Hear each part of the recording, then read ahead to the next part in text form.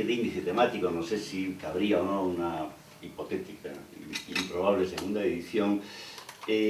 Aparecía varias veces el tema de lo evolutivo. El libro tiene una pésima relación con, yo creo, y con todas las versiones posibles de la teoría de la evolución. Porque tiene una buena relación con el espíritu de las piedras, y a partir de ahí estamos perdidos. Es decir, si las piedras ya tienen una especie de espectro que hay que escuchar y atender, en ese sentido las citas de Alan Watts son interesantes para calibrar un poco lo que las piedras saben de la escisión, lo que las piedras saben del asphaltum. En cierto modo, no lo dije antes, pero en cierto modo era así, todo el libro trata una especie de inconsciente real. Entonces, claro, si ocurre esto, pues no hay ninguna fe en el libro acerca de ninguna perspectiva evolutiva. Y después, además, en concreto, por encima, todo el texto mantiene ya desde el comienzo, y en esto creo que tampoco soy muy original, la idea de que no pensamos básicamente con el cerebro, que es un órgano un poco tonto que está demasiado alejado del suelo, sino con órganos más turbios, más cargados de fluidos corporales, más cercanos al conjunto de este locus que se citaba antes, a este absoluto local que nos atraviesa por todas partes, y creo que en ese sentido, pues, el libro no deja de tender puentes de complicidad con la vida secreta de todas las cosas, plantas incluidas, piedras incluidas, reptiles y primates incluidos, vida secreta para la cual quizás tengamos un órgano superior al del cerebro, superior por inferior, por estar más cerca del suelo. Por ahí van un poco los tiros. De todas formas, en este índice temático que te podría pasar, verías un poco las 4, 5, 6 caras en el registro de lo evolutivo que el libro hace, a veces irónicamente y a veces no tanto. No sé si te he contestado. Por supuesto que la idea es un poco a contrapelo del Kant canónico, que se piensa más en el sentir que cuando nos ponemos a reflexionar. Se piensa más en la emoción que no consigue conceptualizar nada claro que cuando nos ponemos a reflexionar a distancia del objeto. En todo el texto hay un giro copernicano hacia los objetos, hacia la vida secreta de los objetos, que no es quizás tanto kantiano como leibniziano, y esto nos empuja a un tipo de pensamiento semienterrado en Occidente, pero que durante mucho tiempo en Occidente ha sido importantísimo. En la Edad Media, por ejemplo, y antes en Grecia y Roma, y después en registros más o menos escondidos del siglo XX y del siglo XXI. Un tipo de pensar que está quizás más en el sentir y en el peligro del sentir que en la reflexión puramente cerebral o intelectual. El propio título, es un poco lo que dice el Inspector, ¿no? De sustituir el destino por la probabilidad. Es decir, el destino, si creemos en las formas anteriores que las emociones humanas han dado a religiones o a filosofías, y la probabilidad es ese vivir a la intemperie, como quien dice que no nos queda otra que buscar la manera de soltar. Yo diría, improvisando sobre tu intervención, que he utilizado la libertad de pensamiento de los literatos, Lispector, Whitman y un largo etcétera, Balser y demás, para retomar el registro del libro de los grandes pensadores. Y en ese sentido, pues, aterrizar de otro modo en el absoluto lugar que nos toca, en la tierra que nos toca, en el presente que nos toca, y también ver de otro modo la tradición, un tanto anquilosada según nuestras estanterías fijas. Pero ya digo, he usado quizás a los poetas y a los literatos y el arte en general para entender de otro modo a Hegel, a Leibniz, a San Agustín, a Platón, a Nietzsche incluso a Nietzsche. Y una cosa más en este punto, se comentaba el otro día en el círculo que me hizo gracia. Un autor, Rodrigo, con muy buena intención y muy buenas palabras, veía un problema en Heidegger, en el libro. Villacañas pensaba que el problema estaba más en Nietzsche, y en realidad tanto Nietzsche como Heidegger, como los grandes nombres, han sido deconstruidos para hacer más un libro niño, a pesar de su tamaño, o sea, un libro idiota, que un libro león. Creo que es el libro más idiota que he hecho nunca, más pegado a la estupidez de la especie y a la estupidez que hermana todas las cosas. A pesar de todo, un libro que merece una pregunta como la que acaba de formular Jorge Alemán antes y que espera una respuesta. Vamos, la esperará muchos años probablemente de parte de todos, pero me gustaría escuchar un desarrollo en esa dirección. Sí. Una primera aproximación a una posible respuesta a esta pregunta tan difícil es la siguiente. El libro mantiene una tesis políticamente muy incómoda. La mantiene expresamente aquí, implícitamente allá, y es que, como decía antes, no hemos perdido nada. Es decir, la humanidad no está encerrada. No perdamos de vista que constantemente, seamos quienes seamos, vivimos en pequeños nichos. Sea Madrid, sea Barcelona, sea Buenos Aires, y además un pequeño Buenos Aires, una pequeña Barcelona, un pequeño Madrid, una pequeña Nueva York, y sabemos muy poco de la humanidad que anda por ahí. En Nueva York, en Barcelona, en Buenos Aires, la humanidad no está encerrada. El propio crimen, incluso las barbaridades que ocurren todos los días, es una expresión, si queréis, al contrario, de que la humanidad no está encerrada. Todos los intentos por poner en pie una gobernanza algorítmica y totalitaria son irrisorios, aunque sean criminales y causen una sangre gratuita y que deben dignar el último electrón de nuestras neuronas.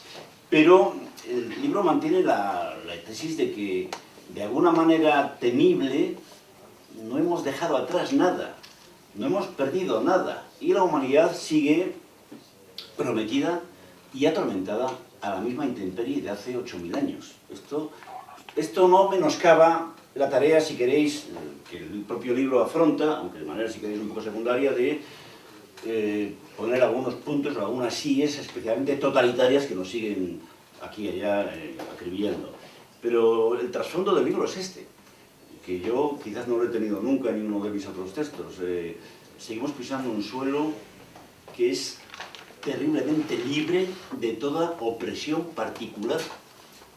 Y el gran peligro sigue siendo vivir. Sea una dictadura que nos oprime, una democracia dudosa o el mejor de los mundos posibles. Que no sé dónde está, por cierto. Entonces es un poco una primera aproximación a la pregunta de Jorge, que es muy pertinente, por supuesto. Este libro no cree que la humanidad esté aprisionada. Es más, cree que cada uno de nosotros, aunque seamos infames, y todos lo somos, bajo nuestra infamia, sigue empujado por un resurgir de múltiples avanzadillas víricas y nomádicas que nos permiten, no digo aspirar a ningún cielo, pero sí aspirar algún día a volver a ser humanos.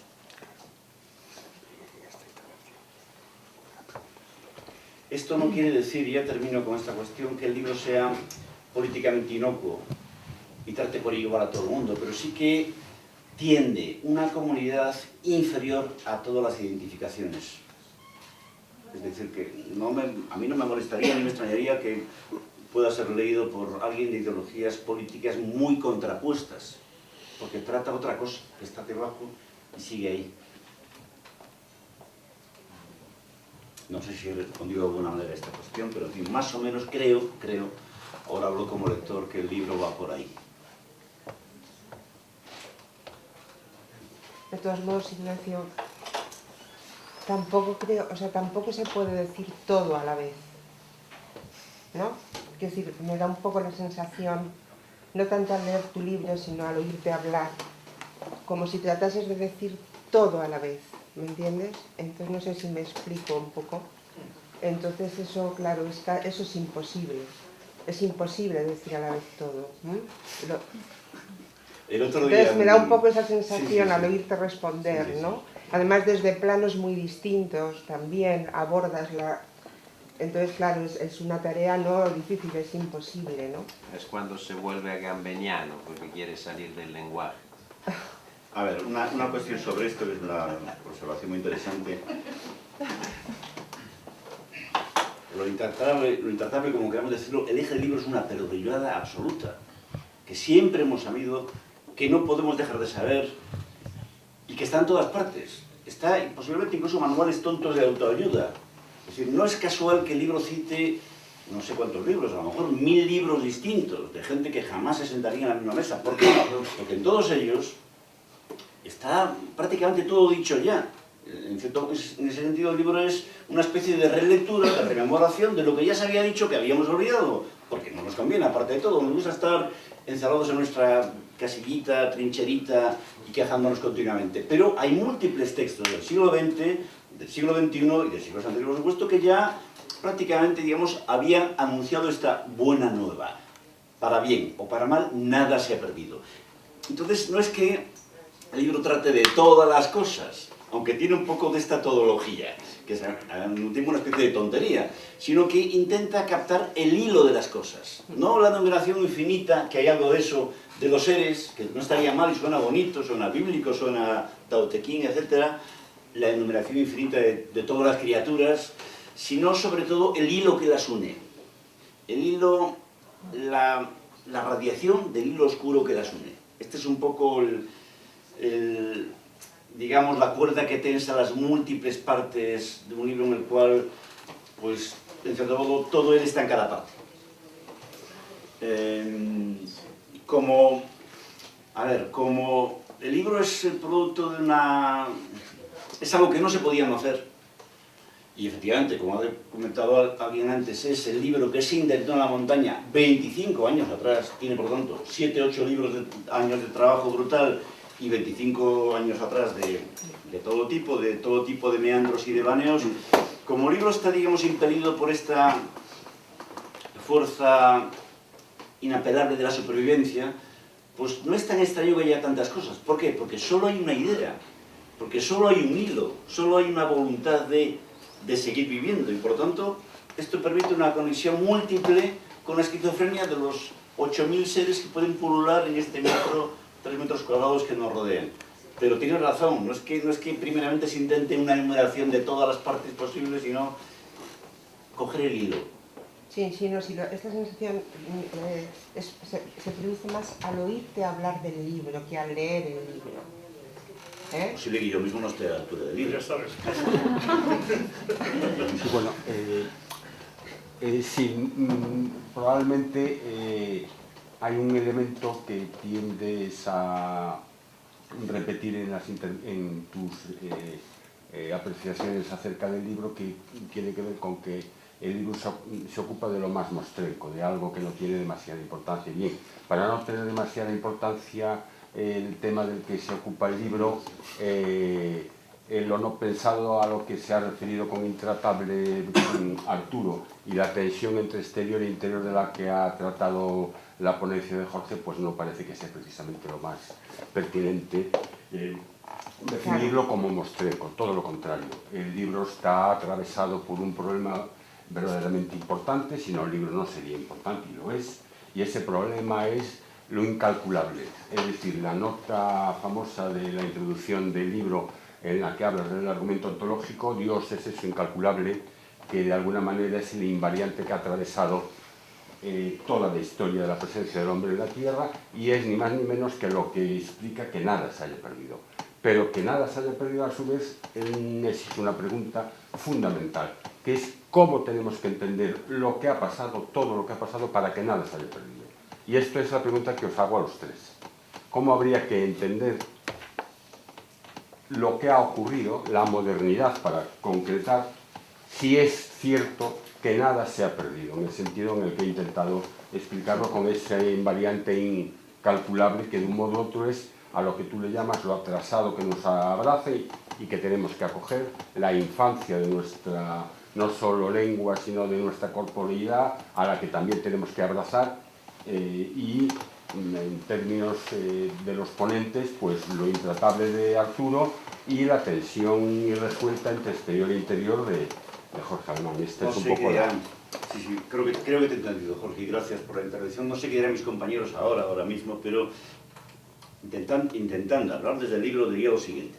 Tenemos las manos, una siempre ha estado y tiene que estar en la infamia de la historia, que es infame, seamos nazis, bolcheviques, demócratas tibios o gallegos indescriptibles, en la infamia de la historia, pero aún en la tontería de la normativa cotidiana. Una mano siempre ha estado en eso, ha tenido esta tontería de la normativa cotidiana múltiples aspectos feroces y brutales sobre la humanidad, no solo en el siglo XX, en prácticamente todos los siglos.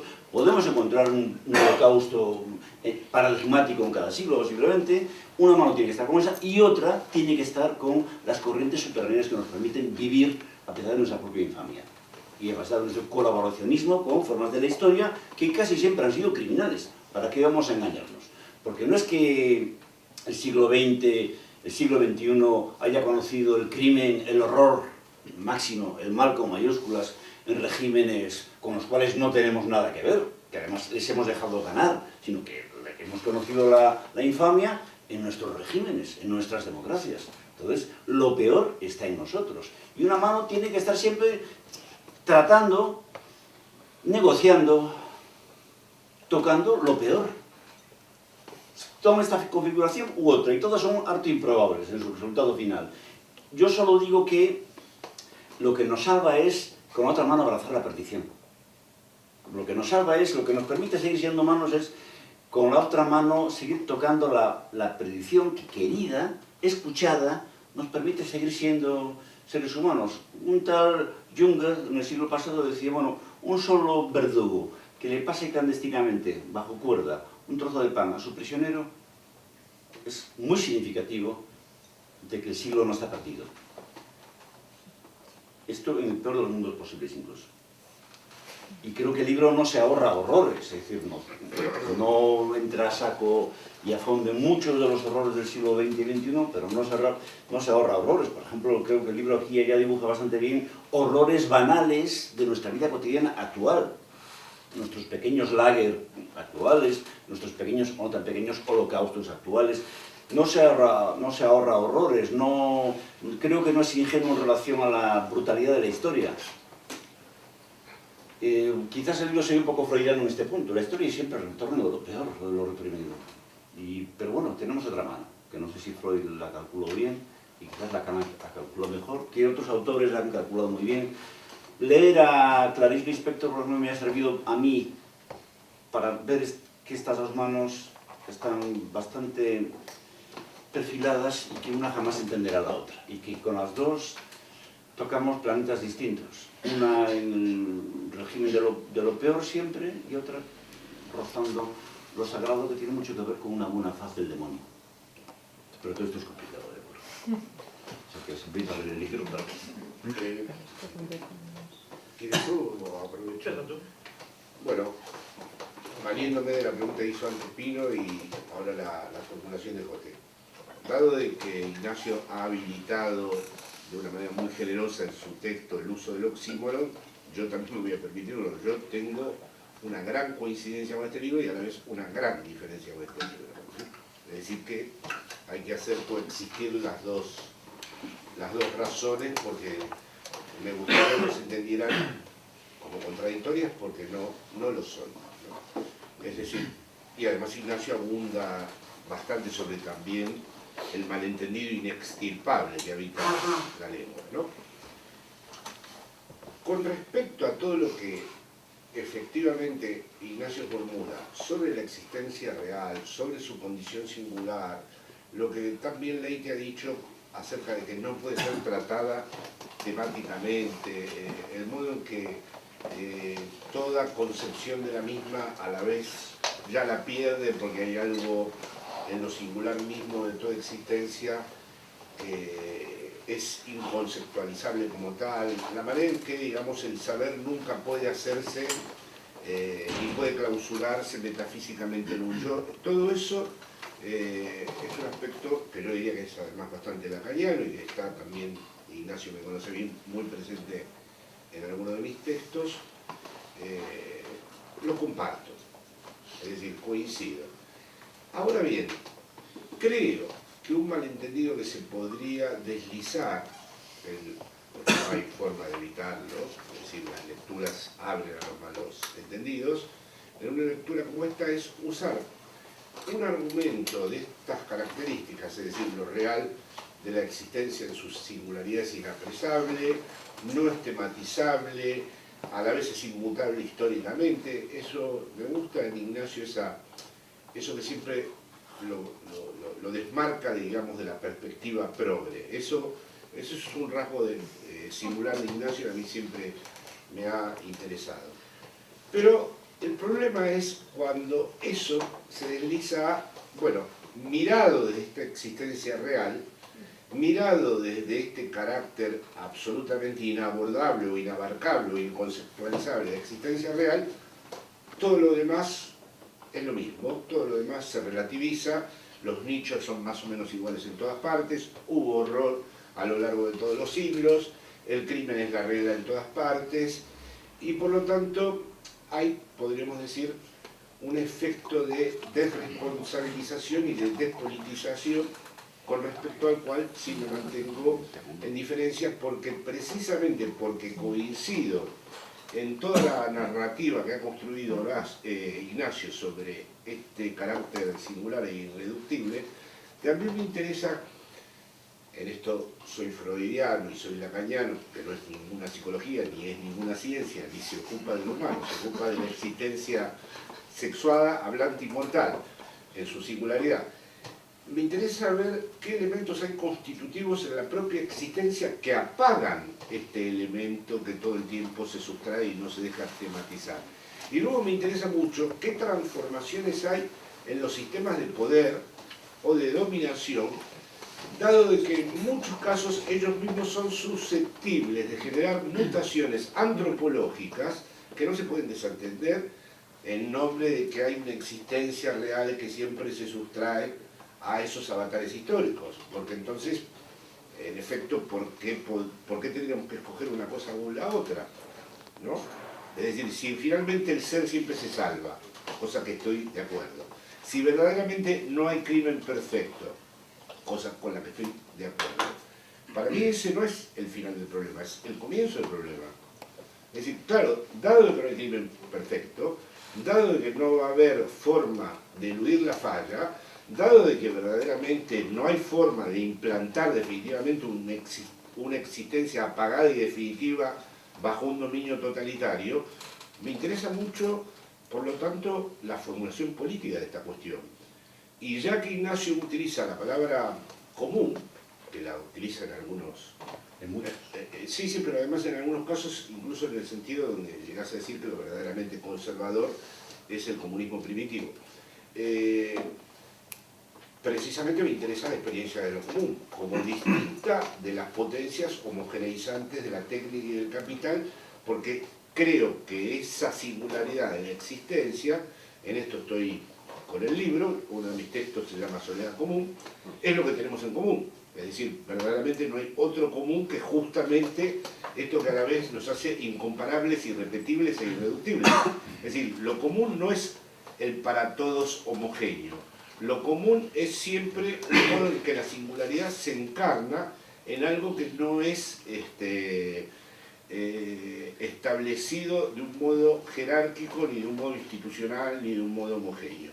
A mí me parece que es un problema político de un gran calado y que no podríamos abrigarnos a la idea de decir, mira, la existencia se sustrae siempre, el concepto siempre falla, no hay nunca una forma de atraparla, y por lo tanto todo lo que se genera alrededor son nada más que sombras, como en la caverna, que contornean este vacío. No, me interesa ver en el propio sujeto qué es lo que en él mismo encubre ese vacío, y luego cómo los sistemas de dominación también se valen de aquello que en el sujeto funciona para encubrir ese vacío. Es decir, no creo que se pueda entender la lógica de la dominación, o de la imposición, o del emplazamiento, o del capitalismo, o de la técnica, si no nos aventuramos a discutir de qué manera estamos hechos. Y a la vez, investigando cómo estamos hechos, surge una teoría del poder. Y no creo que ese poder no tenga mutaciones históricas, sea el mismo en todas partes, ni creo que los nichos sean igual, desde luego no son igual en Buenos Aires que en Madrid, eso lo puedo asegurar. Ni en Madrid que en Madrid. Ni en Madrid que en Madrid, sí, bueno, vale, pero ahí está el argumento, ¿ves?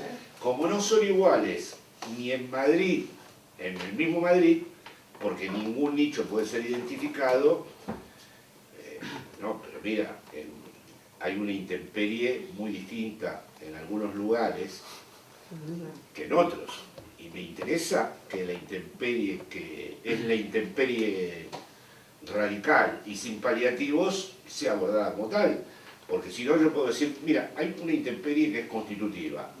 Yo digo, no, sí, pero acá hay miles de personas que hace años no tienen ningún techo, ni agua, y que mueren a los 30 años. Es decir, ahí me parece que sobre este punto, sin negociar ninguna de las categorías que tiene Ignacio con respecto a esta condición singular de la existencia, yo abriría el debate más difícil, que es precisamente, dado de que la existencia está hecha de esta manera, podemos decir, bueno, entonces, ¿cómo es que se puede verdaderamente apostar por algo que siempre va a haber una tensión irreductible entre cualquier orden social, sea cual sea este orden histórico y esta existencia? Pero no todos son equivalentes.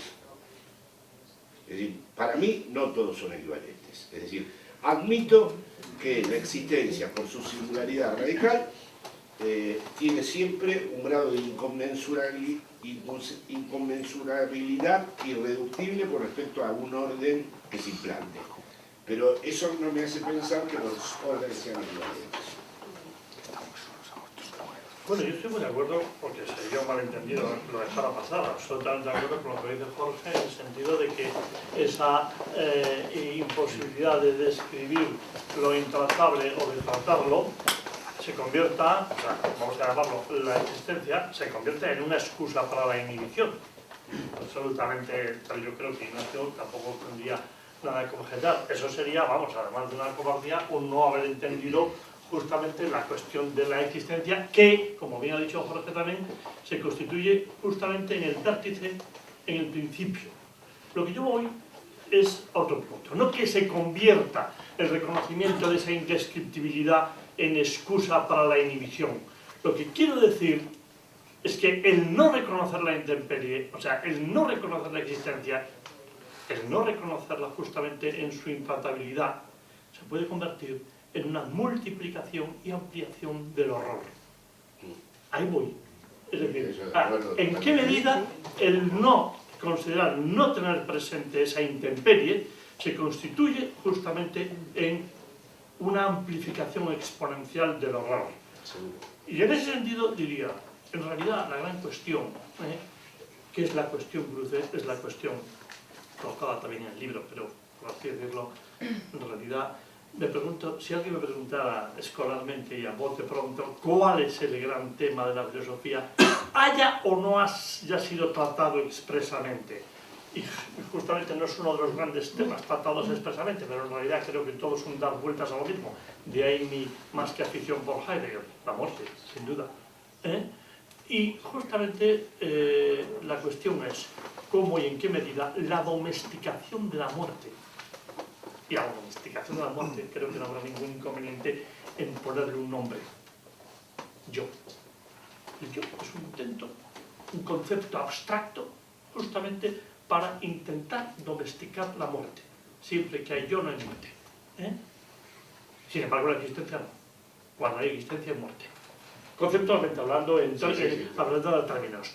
La domesticación de la muerte se ha convertido, y eso es lo único en lo que cuantitativamente la modernidad supera a otros momentos. Se ha constituido esa domesticación en justamente la producción del horror. Y esta es la paradoja, cómo el no reconocer la muerte se constituye en la producción del horror.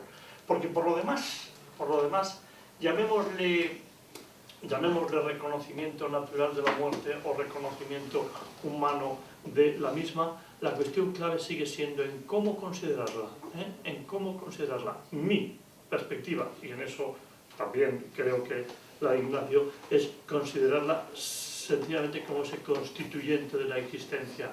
Y cuando, por así decirlo, por otra parte, tampoco hay que demonizar la modernidad como si nos hubiera caído el infierno encima, en absoluto. Creo que eso sería también otro error. No hay más demonios. Estoy con él en la diferenciación. Y por supuesto un reconocimiento, aparte que hablar de la modernidad se convierte ya en algo demasiado, a su vez, universal y abstracto. Y hay que empezar a matizar más. Yo creo que no sé si llamarlo estúpido, el reconocer que vivimos o que haya que diabolizar o demonizar la modernidad. Simplemente, a lo mejor, sí, es verdad, el concepto moderno de yo tiene un poder tremendo. Y ese poder, para mí, como acabo, reitero, repito, se cifra fundamentalmente en esa domesticación de la muerte y en esa ilusión de la misma. Y el peligro, para mí, el gran peligro está ahí. Eso no significa que justamente toda política tenga que surgir justamente a partir de ese reconocimiento de la existencia y de la muerte. Tendríamos la posibilidad de iniciar una política que no fuera la política o las políticas del yo, etc. Pues por ahí. Sí, yo, si queréis, para terminar, sí, estoy básicamente de acuerdo con lo que decís. El libro yo creo que no abre la sospecha de que establezca ningún tipo de nivelación, de equiparación fácil entre una cosa a cualquier otra. Constantemente deja el libro la singularidad, también en las formas de poder, también en las formas de terror, también en las formas de opresión. Por lo tanto, se trata cada caso como algo muy distinto. El libro es militante en la pobreza de la humanidad. No es que sea, digamos, políticamente solidario con la pobreza de los pobres, sino es militante en la pobreza consustancial de la humanidad, antes de eso incluso, radicalmente militante, en el sentido que es un libro imbuido por una especie de comunismo primitivo que jamás nos ha dejado, que siempre ha seguido ahí, bajo costas ideológicas muy distintas. El libro sí es cierto que tiene una vocación problemática, y es tender puentes e intentar buscar la verdad de un montón de cosas que nos incomodan. La verdad, dado que eso existe y está ahí. Y en ese sentido, pues, constantemente siembra la comunidad con identificaciones, con seres cuya identidad no se sentarían fácilmente en nuestra mesa. Eso sí es cierto. Y después, yo terminaría, si queréis lo dejamos aquí, después el libro es, en la medida en que es duro aquí y allá, con las configuraciones de poder, lo es con las actuales y nuestras, con nosotros. Porque claro, uno de los ejes del libro es la escandalosa complicidad del sujeto medio que somos con lo peor del siglo, con lo peor del mundo contemporáneo. Cosa que han visto otros autores, por ejemplo muchos psicoanalistas. La escandalosa complicidad del sujeto con la barbarie que hemos puesto en pie. Entonces ahí, francamente, el libro no se corta mucho, no tiene demasiados pelos en la lengua. Pero en fin, os invitamos a que lo leáis. Es un libro extraordinario. Muchas gracias a todos, de verdad. Esa palabra de Pedro. Nada. Estoy aquí por 4 frases que he leído de aquí, que me han resultado sumamente atractivas, que me han hecho venir. Y quiero agradecer a Ignacio, me ha resultado apasionante lo que he oído. A Ignacio Castro y a sus 2 amigos por recordarme que aunque estoy solo, no estoy abandonado.